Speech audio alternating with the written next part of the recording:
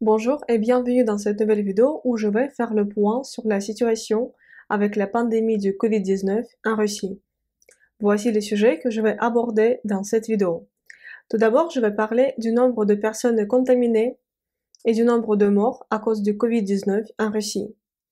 Ensuite, je vais parler des mesures prises par l'État pour arrêter la pandémie. J'annoncerai également les informations importantes pour les personnes qui ont prévu de se rendre en Russie et je vais parler également des critiques et des rumeurs qui circulent en Russie quant à la gestion de la crise par les autorités russes. Comme il s'agit des informations précises et importantes, je vais soin jeter un coup d'œil sur le matériel que j'ai préparé pour cette vidéo. Voici les statistiques officielles au moment présent où je tourne cette vidéo. Aujourd'hui, c'est le 16 mars 2020. Au moment présent, en Russie, il y a 93 personnes contaminées. 4 personnes ont été guéries et il y a 0 mort. Moscou, c'est la ville la plus contaminée par le coronavirus en Russie. Il y en a au moment présent 45 cas confirmés. Dans la description de la vidéo, je vais ajouter une carte avec la description complète du cas du coronavirus partout en Russie. Le premier cas de contamination en Russie a été enregistré le 31 janvier. C'était 2 ressortissants chinois qui étaient sur le territoire russe. La majorité des personnes contaminées rentraient des voyages à l'étranger, notamment des pays de l'Union européenne comme l'Italie. Les gens qui ont pris l'avion avec ces personnes ont été surveillés par les médecins et testés au Covid-19.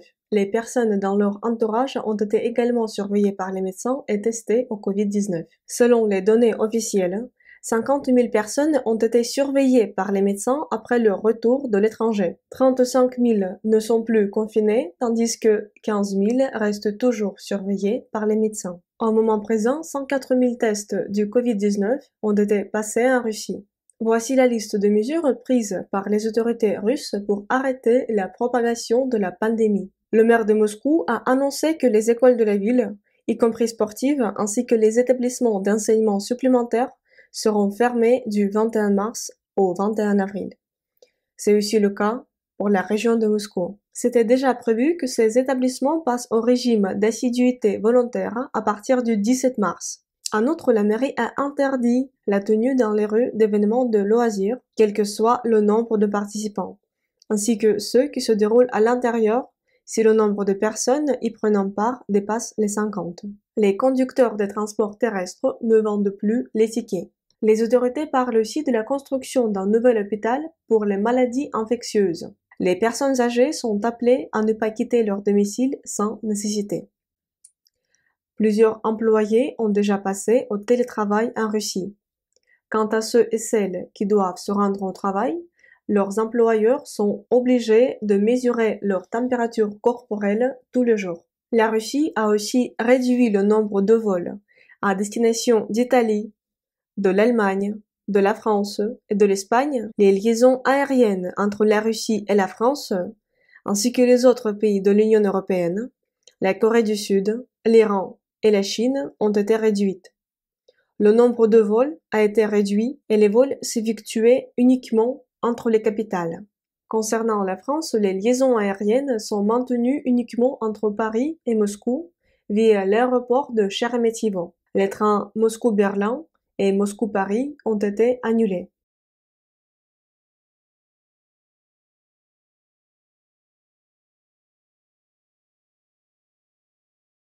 Maintenant, un point très important.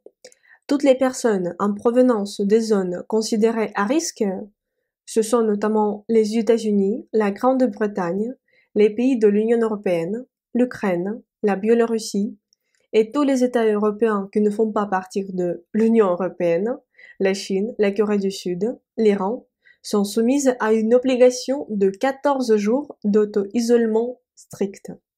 Je vais en parler en détail plus tard dans la vidéo. C'est très important, surtout pour les personnes qui ont prévu de se rendre en Russie. En l'application d'un décret de la mairie de Moscou promulgué le 14 mars, cette mesure s'applique également aux personnes vivant avec ceux qui viendraient de ces zones à risque.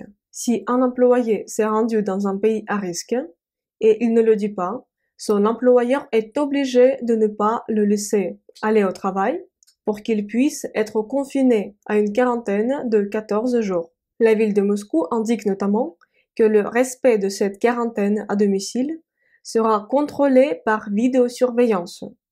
Selon les données officielles, 170 000 caméras de surveillance de la capitale russe disposent d'équipements de reconnaissance faciale. Le non-respect de cette quarantaine sera puni par une amende allant de 90 000 roubles, c'est environ 1 000 euros, jusqu'à une peine d'emprisonnement de 5 ans.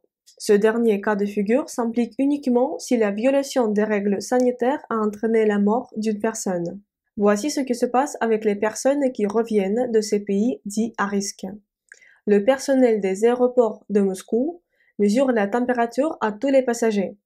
Si la température est élevée, cette personne est reconduite dans un poste médical. Là, elle est testée au Covid-19 et elle est immédiatement confinée à une quarantaine dans un hôpital. Les personnes qui n'ont pas de signes de maladie, c'est-à-dire qui n'ont pas de température élevée, sont tout de même obligées à rester chez eux pendant 14 jours. Quant aux personnes avec une température élevée aux aéroports, on établit la liste des personnes avec qui celles-ci pouvaient contacter et on surveille également cette personne qui faisait partie de leur entourage. Dans le métro de Moscou, on mesure également la température corporelle des passagers. Les autorités russes recommandent aux personnes confinées qui vivent seules d'utiliser les services de livraison. Ces personnes peuvent sortir dehors, par exemple pour faire les courses, sortir les poubelles ou promener son chien, dans les heures où il n'y a pas d'autres personnes dehors, et ces personnes sont obligées de porter les masques. Il existe aussi en Russie les services de livraison sans contact, c'est-à-dire un livreur arrive chez le client, il dépose la commande devant la porte, s'éloigne à une distance de 3 mètres, et puis les personnes qui ont commandé, elles peuvent récupérer la commande, sans être en contact avec le livreur. Voici encore une information qui sera utile pour les personnes qui ont prévu de se rendre en Russie. La section consulaire de l'ambassade de Russie en France sera fermée au public à partir du 17 mars 2020 jusqu'au nouvel ordre. Et du coup, je ne sais plus comment ça se passe pour l'obtention des visas pour aller en Russie. Jusqu'à présent, je n'ai parlé que des informations officielles au sujet du Covid-19 en Russie. Maintenant, je vais évoquer quelques critiques et rumeurs qui circulent sur les réseaux sociaux à ce sujet. Premièrement, il y a des rumeurs qui disent qu'en Russie, il y a plus de cas de personnes contaminées. Je rappelle que selon les données officielles, c'est 93 cas. On peut aussi trouver sur Internet des témoignages des gens qui se disent être les médecins et qui se plaignent que, par exemple, les hôpitaux ne sont pas prêts, qu'il n'y a pas d'appareils et de médicaments nécessaires pour traiter les personnes contaminées par le Covid-19, qui disent par exemple qu'il n'y a plus de place dans les hôpitaux. Je rappelle que ce sont les rumeurs qui circulent sur les réseaux sociaux et ce ne sont pas les informations officielles. Parmi les critiques que j'ai trouvées, on dit aussi que les tests pour savoir si on est positif ou négatif au Covid-19 ne sont prêts qu'au bout de 3 jours, ou voire plus, parce que ces échantillons sont envoyés à Novosibirsk. Et Novosibirsk est très très loin de la partie centrale de la Russie. Certains parlent également de la pénurie de tests ou des médecins qui ne savent pas comment tester les personnes qui se disent ou qui peuvent être contaminées. J'ai aussi vu et lu les témoignages des personnes qui sont confinés à rester à l'hôpital et qui disent que les conditions ne sont pas bonnes. Par exemple, il y a des gens qui disent qu'ils avaient une température élevée à l'aéroport et du coup, ils ont été testés au Covid-19. Comme les tests mettent au moins 3 jours pour savoir les résultats, ces gens-là ont été placés à l'hôpital, placés dans un hôpital spécial avec les gens qui sont aussi peut-être contaminés au Covid-19. Et du coup, même s'il y a des personnes qui ne sont pas contaminées, ces personnes, elles ont peur tout simplement d'être contaminées parce que certains disent que dans les chambres, il y a des lits qui sont tout près les unes des autres. Et du coup, même une personne qui n'a pas été contaminée, elle peut l'être s'il y a des personnes contaminées qui vivent autour. Les personnes suspectées d'être contaminées et sont forcés de rester à l'hôpital. Il y a même des cas quand les gens ont essayé de s'enfuir des hôpitaux, mais après, très vite, ils ont été retrouvés et reconduits dans les hôpitaux. Selon les statistiques officielles, en Russie, il y a 0 mort à cause du Covid-19. Cependant, il y a eu un mort et il y a des gens qui pensent que c'est à cause du Covid-19. Voici ce qui s'est passé. Une personne placée dans un hôpital spécialisé dédié au Covid-19 est morte. Le ministère de la Santé dit qu'il s'agissait d'un patient âgé de 75 ans, gravement malade. Le ministère de la Santé dit aussi qu'il était mort 40 minutes après son arrivée à l'hôpital. Selon les autorités, il était négatif au Covid-19. Les résultats de l'autopsie ont montré que la mort est survenue d'une hémorragie dans les glandes surrénales, dans le contexte de la progression des maladies chroniques, y compris cancer du pancréas et l'hépatite. C'était le 12 mars. C'était le point sur la situation avec le Covid-19 en Russie. Si tu as aimé cette vidéo, mets s'il te plaît un pouce en l'air et partage cette vidéo avec tes amis pour qu'ils apprennent aussi ce qui se passe en Russie.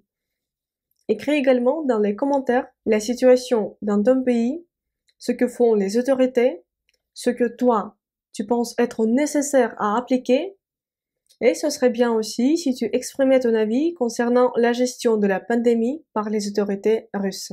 Merci beaucoup d'avoir regardé cette vidéo, soyez prudents et n'oubliez pas de vous laver les mains.